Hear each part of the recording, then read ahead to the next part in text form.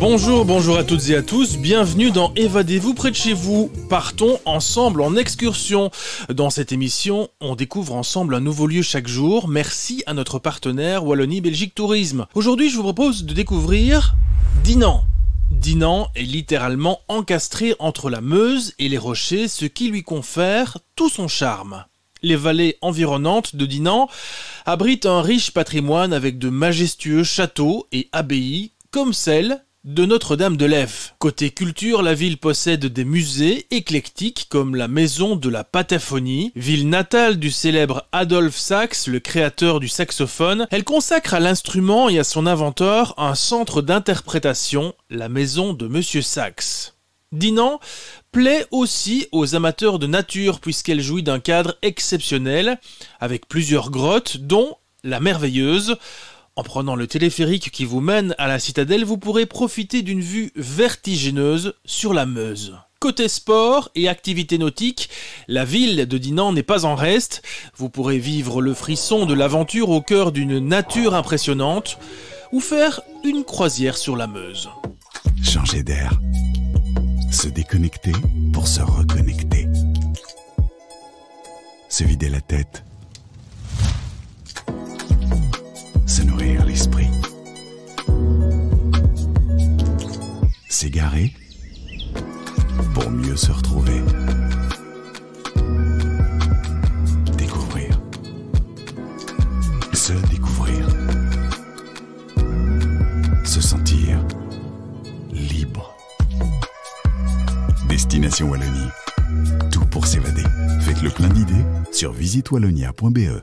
Je vous dresse la carte d'identité de Dinant, 13 500 habitants, on les appelle les Dinantais, les Dinantaises, une superficie de 100 km², et Dinant est situé dans la province de Namur. Et si l'on parle de Dinant, il y a bien sûr un incontournable, c'est la citadelle. Bonjour Marc. Oui, bonjour Frédéric. Marc de Villenfagne, alors vous êtes l'administrateur délégué de la citadelle de Dinant, vous êtes aussi administrateur de la compagnie des croisières Mosane, on en parlera aussi. Mais tout d'abord, Marc, est-ce que vous pouvez nous donner un conseil? Faut-il passer par Dinant cet été? Faut-il passer par la citadelle? La citadelle de Dinant est un incontournable dans le tourisme de notre pays et de la Wallonie en particulier. La citadelle de Dinant est le site historique le plus visité. D'ailleurs, j'insiste sur le terme historique, évidemment. Ce n'est pas un parc d'attractions, mais en revanche, c'est un lieu chargé d'histoire, qui est d'ailleurs expliqué, exposé de manière ludique, de manière extrêmement pédagogique aussi.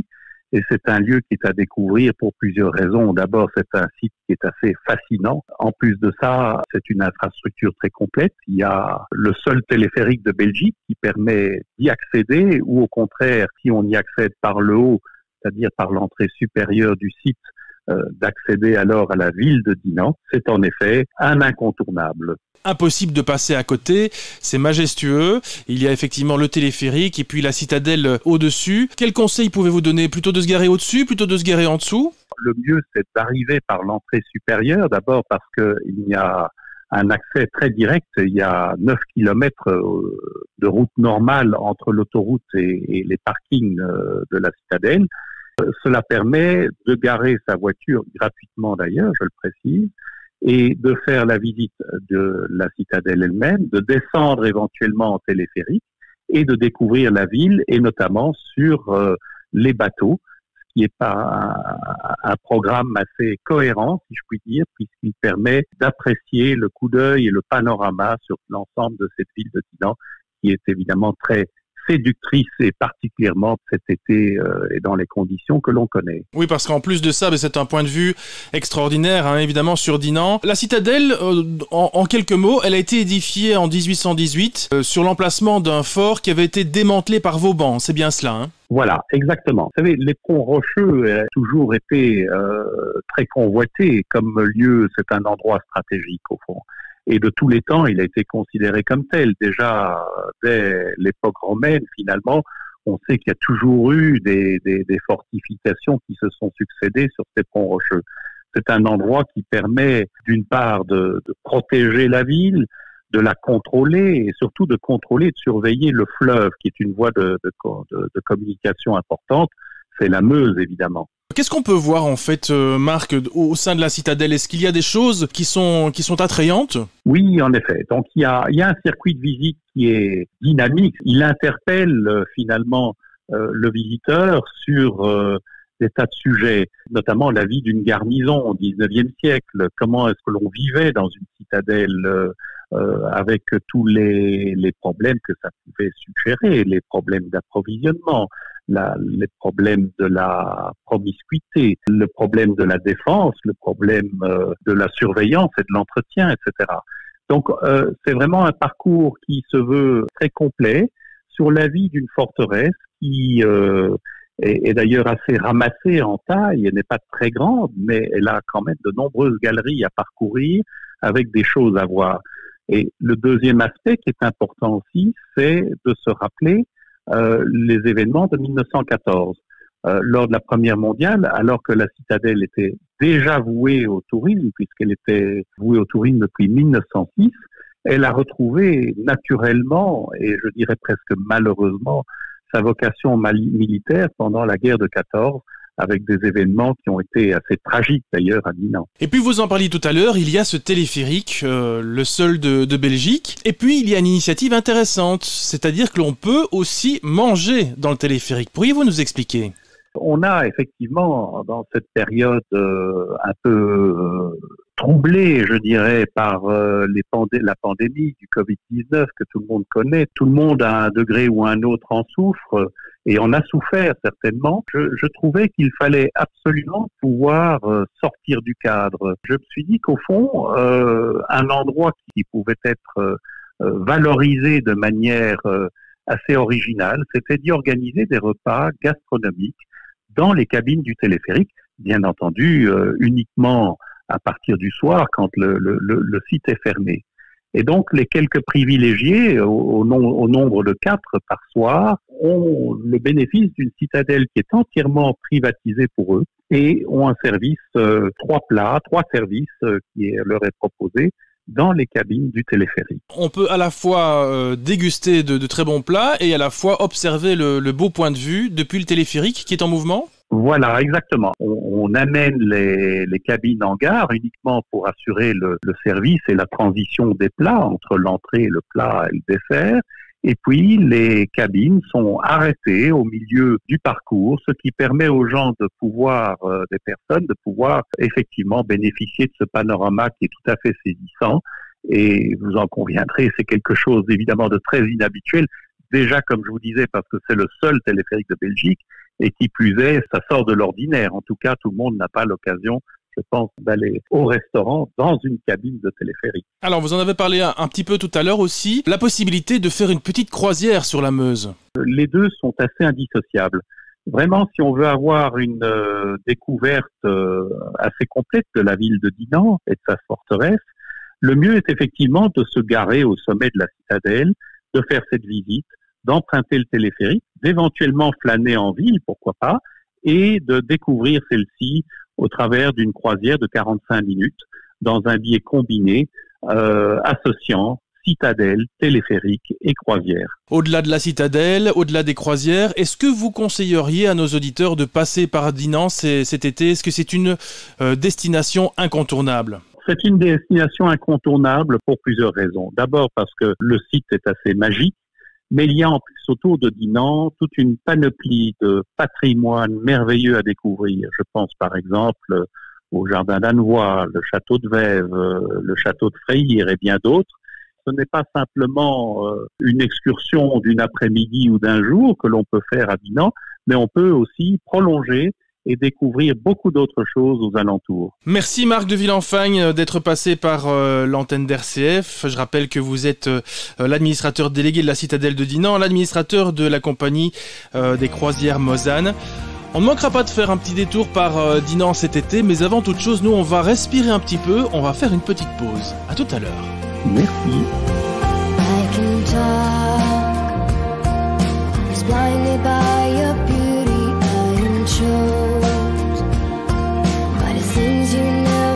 Said in silence lies no beauty when the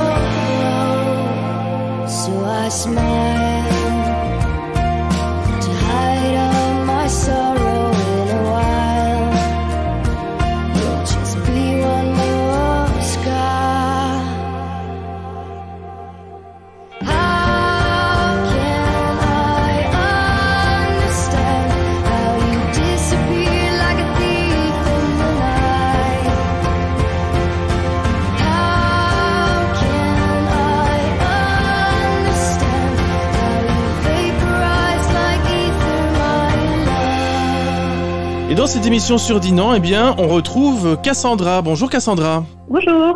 Cassandra Fontaine, vous travaillez au syndicat d'initiative de Dinan. Vous êtes vous-même dinantaise, vous connaissez bien votre ville. Alors, que faut-il dire à nos auditeurs? Doivent-ils se rendre à Dinan cet été? Est-ce que c'est un incontournable? Pour moi, c'est un incontournable. Même en tant que dinantaise, je trouve toujours que la ville est aussi magnifique. Et niveau splendide, vous pouvez vraiment faire des photos dignes d'une carte postale.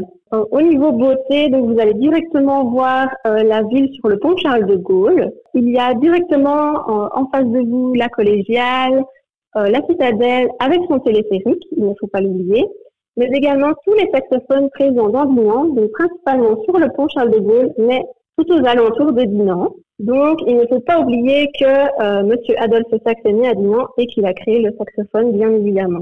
Ensuite, comme incontournable, vous avez tout ce qui est point de vue et promenade dans Dinan. Au niveau du point de vue, vous pouvez voir le magnifique Rocher Bayard qui se trouve donc, plus du côté d'entrée à l'entrée de la ville, mais également les ruines d'un ancien château à Bouvines, donc les ruines du château de Crèvecoeur.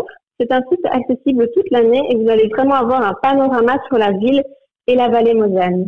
Vous pouvez également faire des activités sportives ou plus relaxes, donc comme au niveau sportif, faire du kayak ou aller dans le parc Dinan Aventure, et plus relax en ville, faire des croisières ou louer des petits bateaux électriques sans permis, où là vous allez pouvoir vous-même vous diriger sur la Meuse et contempler donc toute la vallée.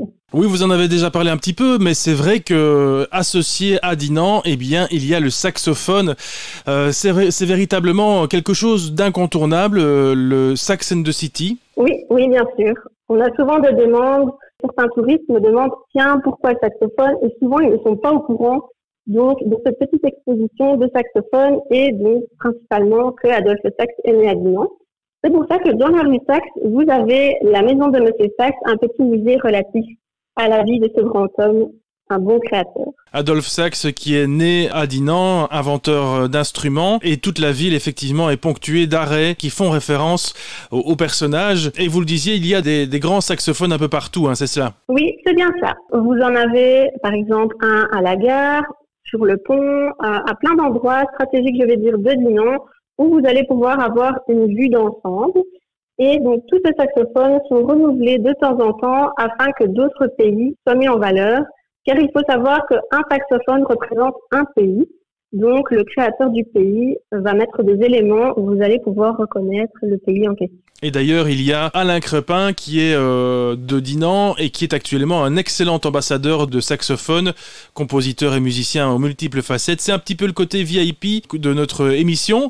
Alors, est-ce qu'on peut passer du bon temps à Dinan? Je pense d'ailleurs que il y a une croisette maintenant et les quais ont été élargis il y a quelques mois. On peut mieux profiter. Oui, bien sûr. Donc, vous avez la croisette qui est accessible toute l'année. Je vais dire, pour l'instant, il faut porter un masque, mais la promenade est tout aussi jolie, tout aussi belle. Et là, vous allez pouvoir voir donc la vallée d'un côté et de l'autre côté, vous aurez la Meuse avec ses bateaux de croisière et également les bateaux de plaisance, car il faut savoir que nous accueillons les plaisanciers et leurs bateaux. Oui, les quais de Dinan qui ont été élargis pour laisser plus de place maintenant aux terrasses sur lesquelles vous pouvez prendre un bon petit verre, c'est bien ça? Oui, c'est ça. Profitez d'une petite Leffe. Oui, parce que Leffe, la bière de Leffe, est originaire de Dinan. Oui, exactement. Donc Leffe, c'est juste à côté de Dinan, donc à 5 minutes en voiture. Et donc pour les amateurs de bière, c'est un pèlerinage vraiment que de venir à Dinan? Oui, donc vous pouvez aller visiter l'abbaye de Leffe, qui est fermée pour l'instant avec le Covid. Mais sinon, vous pouvez aller dans cette abbaye. Et vous avez également le musée Leffe, où là, vous allez apprendre l'histoire de la Leffe, de la bière. Et à la fin de cette visite, vous allez avoir une dégustation. Il est situé dans le centre-ville, donc c'est à 5 minutes de marche, je vais dire. Mais vous allez avoir un point de vue sur la ville également. Pour moi, c'est dans le centre, il y a juste à marcher 5 minutes. Oui, ce musée qui est situé un petit peu sur les hauteurs de Dinan.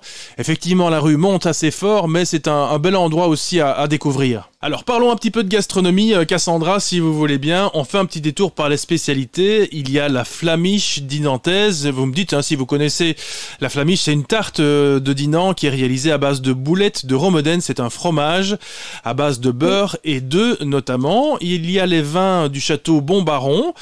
Il y a effectivement la Caracole, c'est une bière ambrée aux arômes de houblon et aux quelques notes de marais. Et puis, il y a aussi l'incontournable, et cet incontournable, on le retrouve dans les commerces de la rue principale, la fameuse Cook de Dinan. Vous savez nous en dire un petit mot? Qu'est-ce que c'est en fait? Alors, j'en ai mangé quand j'étais bébé, parce qu'en fait, il est conseillé de le donner au bébé pour qu'il fasse ses dents. Voilà. Et pour quelle raison? Expliquez-nous, parce que c'est une particularité de la Cook. Oui, donc la Cook, il ne faut pas mordre dedans. C'est un produit qui va fondre en bouche. Donc, pour pouvoir la consommer, donc vous devez sucer les morceaux et ainsi, vous allez vraiment avoir le goût de la Cook en bouche. Si, en fait, vous la croquez, vous allez perdre une dent.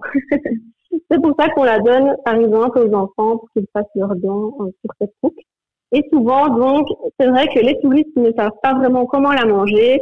Ils se disent, c'est pas possible, c'est dur comme de la pierre. Et finalement, en fait, c'est tout simple. Il suffit de la laisser fondre en bouche. Cette Cook est dure comme de la pierre. Certaines personnes se sont cassées les dents dessus.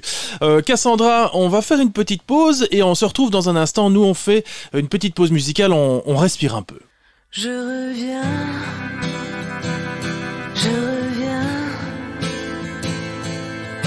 Encore.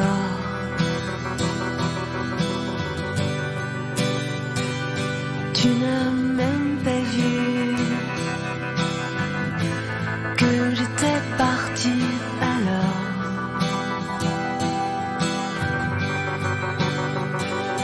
Je suis revenue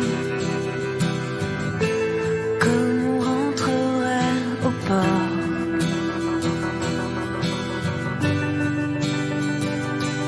Fatiguée de passer par-dessus bord.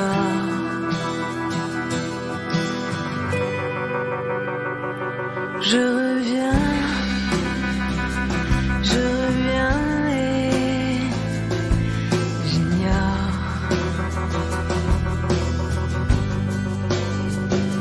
ce qui nous ramène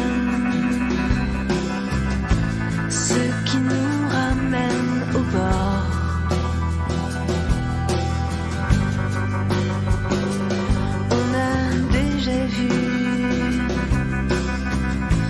La mer rendre certains corps.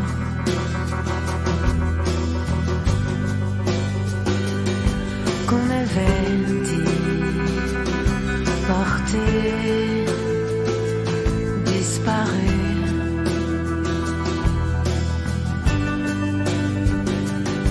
Qu'on avait dit porter disparu.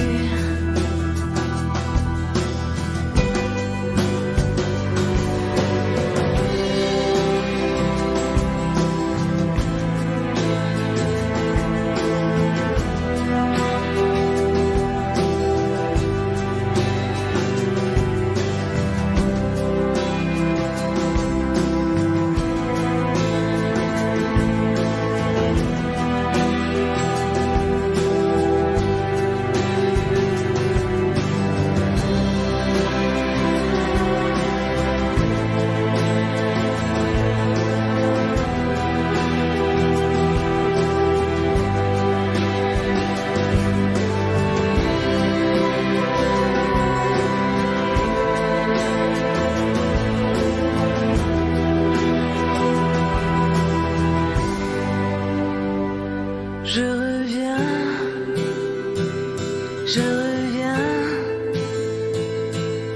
encore.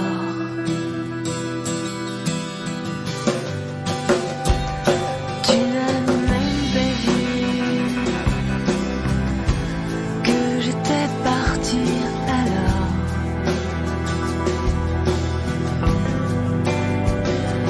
Je suis revenue comme on rentrerait au port.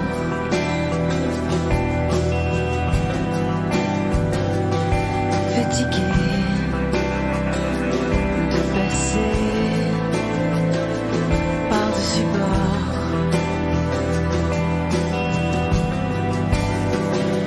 Je reviens et j'ignore